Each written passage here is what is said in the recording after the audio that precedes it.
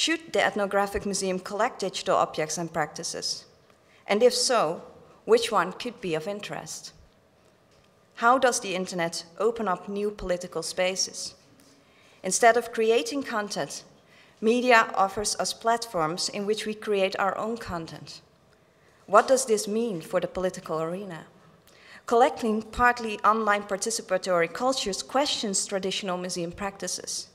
This form of digital heritage is more likely a network platform than a traditional cultural object. You have to live inside the community that you're studying. My name is Tom Belsdorf. I'm a professor in the Department of Anthropology at the University of California, Irvine. And in Second Life, I'm a digital ethnographer. How might the study of digital cultures change our understandings of citizenship, cultural identity, locality, and borders? And how does the digital affect our understanding of cultural memory? It's interesting to see that a lot of digital anthropologists, and just talking from my own subfield, are studying the virtual, in fact, very much as material culture. How might preservation contribute to our understanding of digital cultures, digital subcultures? In fact, a very core task that ethnographic museums always have set themselves to do. The location of the memorial in cyberspace contributes to a distinctive representation of the nation, conducive to decentering it from the seat of authority in Asmara. Maps and museum buildings with their, maps because of depicting boundaries, and museum buildings because of their specific locations emphasize the territorial nation and foreground the division between everything and everyone internal to the nation and all that lies outside it. An online memorial obscures borders and distances.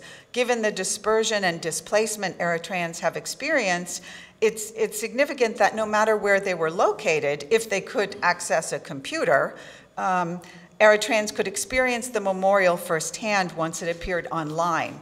So the virtual location is, in a sense, equidistant from everywhere and could be inside and outside of Eritrea at the same time. But in 2008, so after 3 years, Awate reorganized its website and they moved the link from their homepage to their archives. And it's interesting, a lot of the websites that I studied initially maintained complete and accessible archives, which was like an incredible thing for a researcher to be able to do. But they have all changed that practice. And, very, very, very sadly. So for some time then, the memorial remained accessible in Awate's archives, but then they changed their practice of maintaining the complete archives, and at some point they deleted it. So I had checked in, there were some years went by when I wasn't checking it constantly, and I went looking for it in 2012, and I was able to find it as a screenshot that someone had saved somewhere. But just in preparing for this, I went looking for it again through Google searches, and I could only find it in the Wayback Machine. So, these, again, force us to think about the ambiguities of the spatialities and temporalities of cyberspace, that something that seemed so timeless and permanent and almost institution-like that we expect would be there can suddenly disappear, and other things that we think are just ephemeral and in a moment's passing actually end up having a long afterlife that we didn't expect. So the performers themselves are out there in the archive, looking for inspiration, looking for identity and practicing culture. So when I'm looking at this, we're looking at practices of performance and the performativity of a set of self-shaping activities and their digital materiality. So you could describe the self here as being virtual. And you could think about that, and I know it's a problematic word, but it resonates here in 3 ways. And this is all in the sense that the virtual is an imaginary of a future to come, loosely based on a Deleuzean approach. So we can think of a self that inheres in cyberspace, that these people are learning about themselves from what they see happening in the Migrant Archive, which is digital and online. You also find this virtual self is a site of positive virtues that can be actualized, all the good things that are within them, their pride in their family, their relationships, their culture, their potential to make a contribution to nation and the globe, is all there waiting for them in their engagements with this archive. And they have a self that's yet to come into being, so it's also virtual. It can be made present in the event of a performance and through its mediation or remediation through things. And these are the things that move with people and across digital fora. And the word globital is the bringing together of two words, global with bit, to signify that we need to think about these processes of globalization and digitization and digitality as contiguous forces, as synergetic dynamics.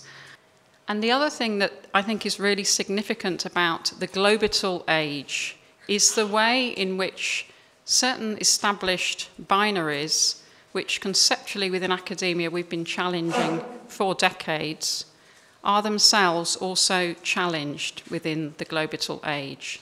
So the notion of private and public memory are continually crossed and crisscrossed through things like Facebook, for example, and YouTube.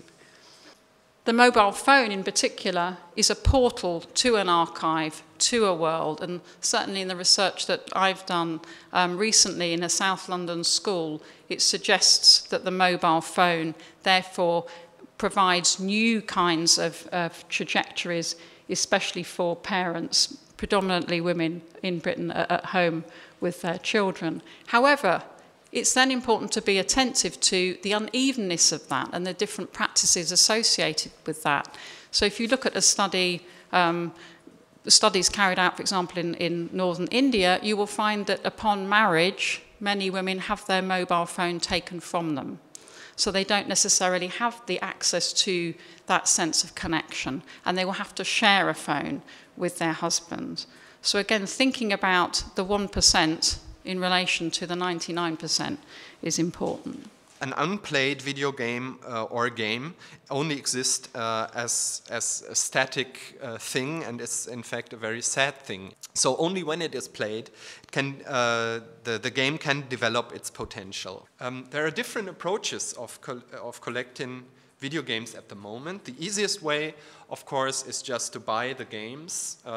They come in a box, put a signature on them and put them in a library of some sort. The main problem here, of course, is that we have to deal with already obsolescence. Games as born digital artifacts that may have been released only a couple of years ago might already been obsolete because they run on obsolete formats or platforms. Already, we need specified media archaeological methods to unravel the mysteries of digital obsolescence, already, now. Preserving the source codes leads to a variety of new problems, I'm afraid. Most of the published video games are made by corporations. That means we have to deal with proprietary software. And video games, and especially game worlds, MMOs, are a dedicated ethnographical subject, not only from the view of preserving them, but rather the worlds and communities themselves. Through vision and contact with people, the museum objects could start to perform anew. They are talking to us, or we are talking now, was the response that was given to me when I inquired about the relationship people had with digital images of their objects on computer screens. In addition to making ethnographic records and museum collections accessible on local computers, the Malka project has also developed a media production arm with a trained young film crew who has been extremely prolific in creating video content for the web. Many of these locally made short films, which range from music clips to ceremonial performances, fiction works, and animations, have been made accessible on the Malka Project YouTube channel, which I strongly encourage you to go and have a look at if you're interested. Together, this collection of self-authored videos reveals much about the ways in which digital media have inspired new creative practices for expressing thoughts and sentiments in the young world and beyond. In the late 20th century, in museum practice, more emphasis has been placed on indigenous knowledge and authority from source communities, showing that the meaning of collections are more open. In 2005, Museums Australia produced a revised policy document called Continuing Culture's Ongoing Responsibilities, which included a section on new technologies. And this section specified that technology projects do not occur in isolation from those principles and policies, and they should be considered and applied as appropriate to ensure that digitization projects meet appropriate levels of practice. Such strategies should be living agreements, and I stress this, living agreements, regularly reviewed to ensure their relevance in light of changing law and lore. Dr. Gumbula made this second painting on the computer and asked me to assemble the two paintings to represent how the structure of knowledge is completely linked to the performance of knowledge. And here you see the body painting designs of a man, ritual life cycle of a male of his own clan that correspond to the different stages of ceremony on the first painting.